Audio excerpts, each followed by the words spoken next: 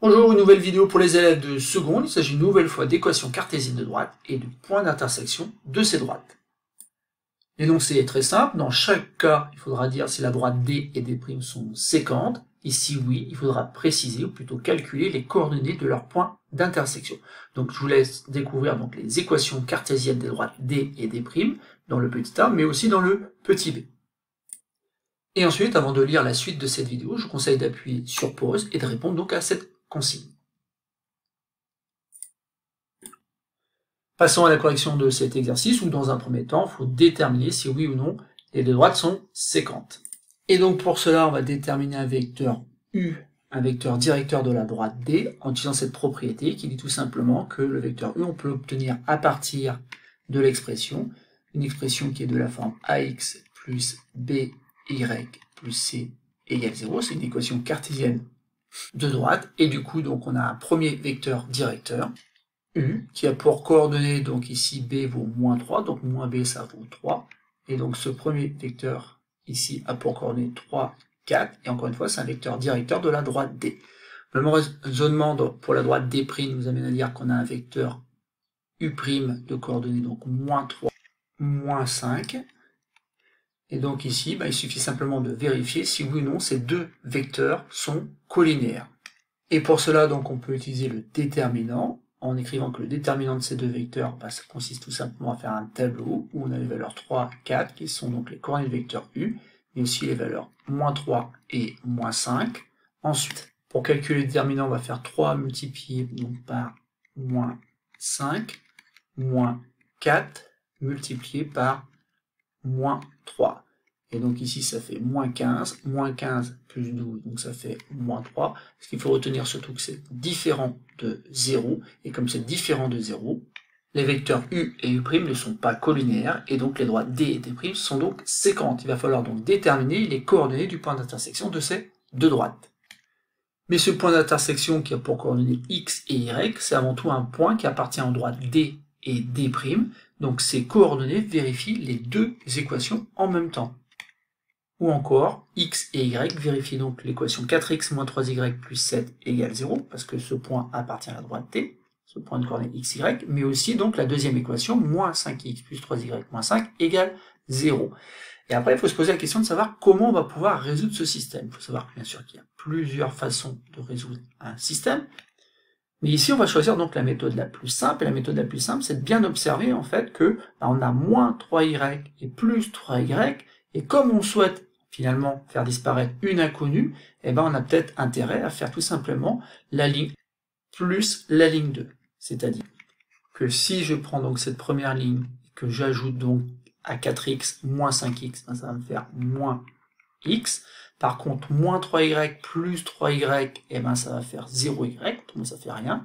Et j'ai plus 7 moins 5, tout simplement ça fait 2. Vous voyez que très facilement ici, on est en train déjà de déterminer la valeur de x. Néanmoins, je vais quand même conserver la deuxième équation, donc moins 5x plus 3y moins 5 égale 0. Mais ça va tellement vite ici, qu'on peut déjà écrire que x égale 2, mais comme x égale 2, on va pouvoir donc remplacer x dans la deuxième équation, afin d'écrire que moins 5 multiplié donc par ce nombre 2, plus 3y moins 5 égale 0. Et donc, on peut écrire que dans la deuxième équation, 3y, ici on a moins 10, moins 5, 3y moins 15 est égal à 0. Et si on termine, on va terminer du coup par écrire que x égale 2, que 3y, si vous voulez, dans un premier temps, est égal à 15, et si 3y est égal à 15, ça veut dire tout simplement que y est égal à 15 divisé par 3, autrement dit 5. Ça y est, on a un couple solution ici qui semble être le couple 2, 5.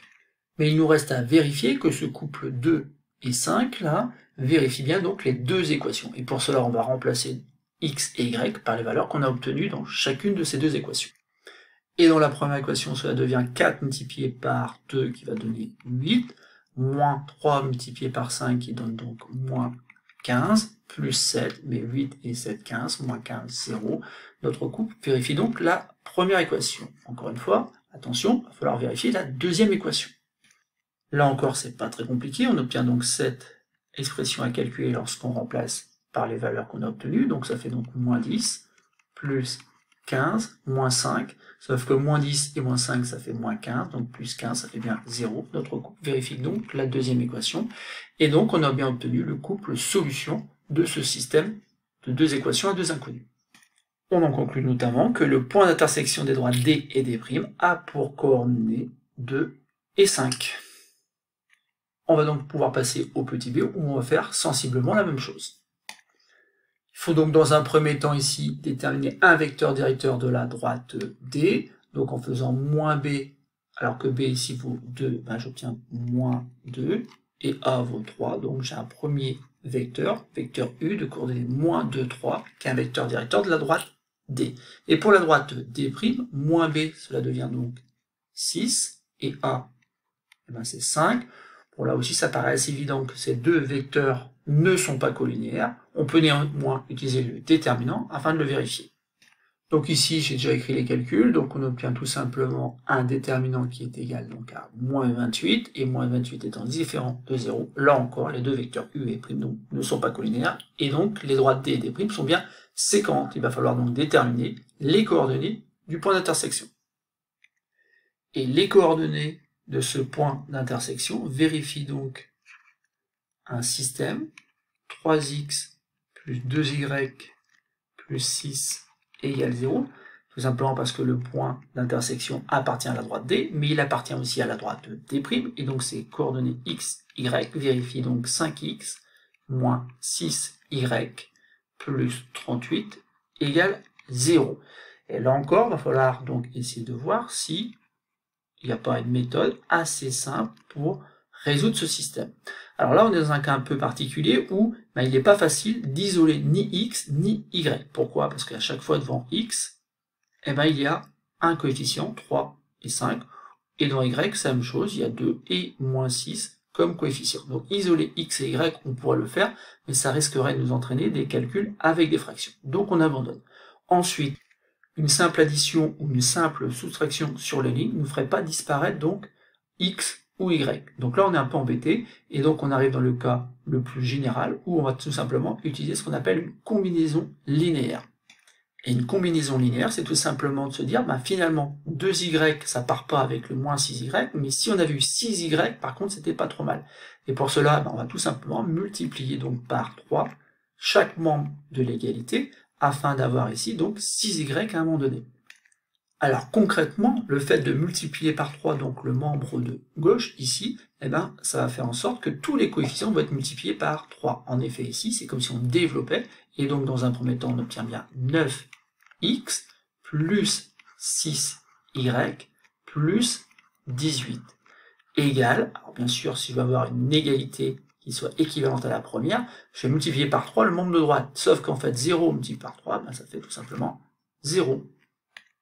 Ensuite, on va reporter tout simplement la deuxième équation, et on va se rappeler un petit peu pourquoi on a eu la bonne idée de multiplier par 3 chaque membre de l'égalité pour la première équation. Tout simplement pour avoir 6y, parce que dans la deuxième équation, il y avait moins 6y. Et donc maintenant, si on fait la ligne 1 plus la ligne 2, ça va se simplifier beaucoup. En effet, 9x plus 5x va faire 14x, mais 6y et moins 6y, ça s'annule. Il nous reste donc à faire 18 plus 38, qui fait tout simplement 56. Bon voilà, on a éliminé donc l'inconnu x dans l'équation qui se trouvait en haut ici, donc la première équation. Et donc ensuite, il ne nous reste plus qu'à reporter la deuxième équation. Et là, on a fait le plus dur, puisque maintenant, il va falloir résoudre donc cette petite équation. Donc, dans un premier temps, si vous voulez, ça fait 14x qui est égal à moins 56.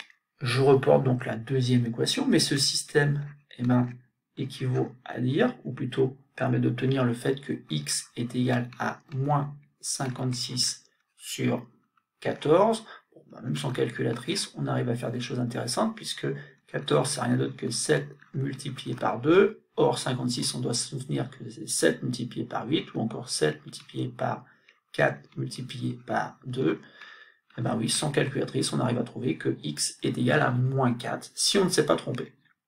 Sauf que maintenant que x est égal à moins 4, on va pouvoir le remplacer dans la deuxième équation. Donc ça devient 5 multiplié donc par moins 4, je remplace x donc par la valeur qu'on a trouvée, moins 6y plus 38 égale 0.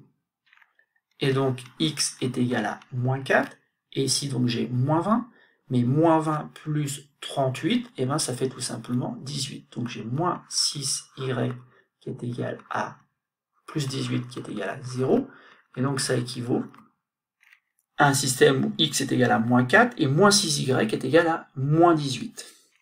Et maintenant, donc, on peut en déduire la valeur de y, qui est donc égale à moins 18 sur moins 6. Moins divisé par moins donne plus. 18 divisé par 6 donne 3.